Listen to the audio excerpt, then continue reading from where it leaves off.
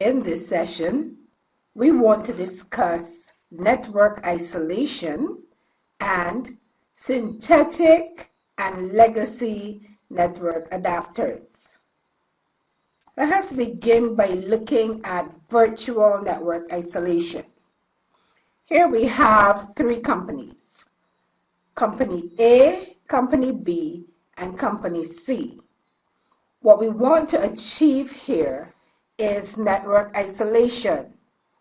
We want the virtual systems in Company A to communicate with themselves and not with Company B. The same thing goes for Company B. We want to isolate Company B from Company A or Company C. One of the things that we can do is to create virtual local area networks for each company.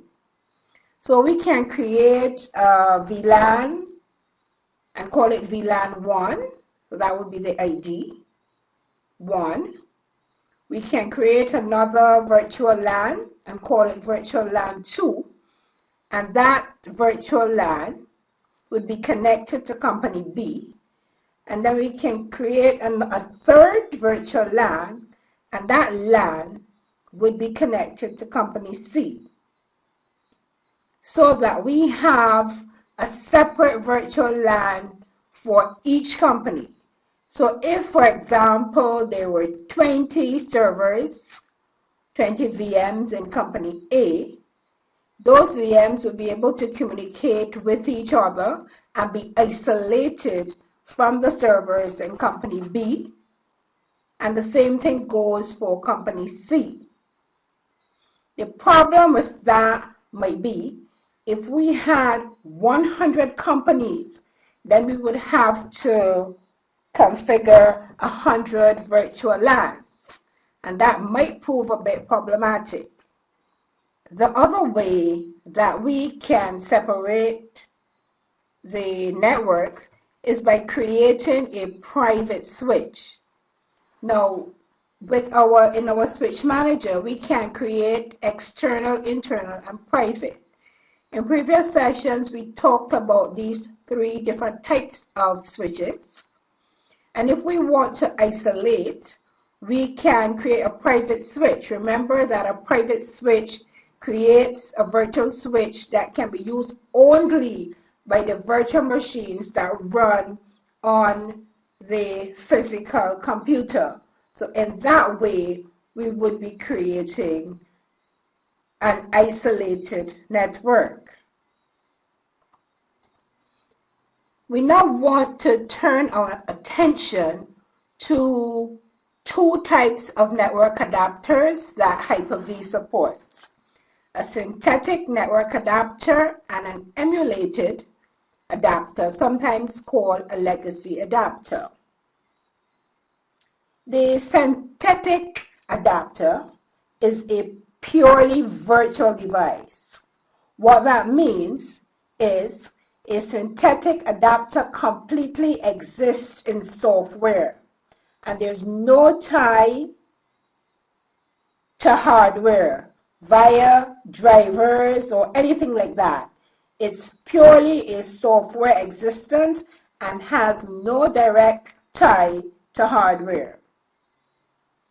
The emulated adapter, sometimes called legacy, on the other hand, emulates the DC Intel 21140 Ethernet adapter and is provided for legacy guest operating system support.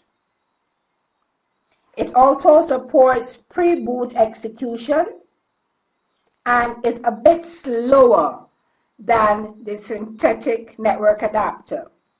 In Server 2012, if you choose a Generation 2 virtual machine where you are creating the virtual machine, you're not going to see legacy adapter.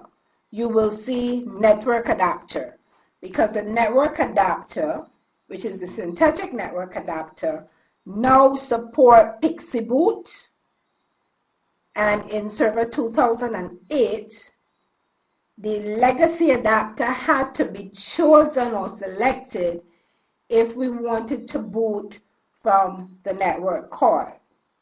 So I want you to remember that when you are adding your network adapter, you can have two types of adapters, synthetic or emulated, depending on whether you choose generation 1 or generation 2.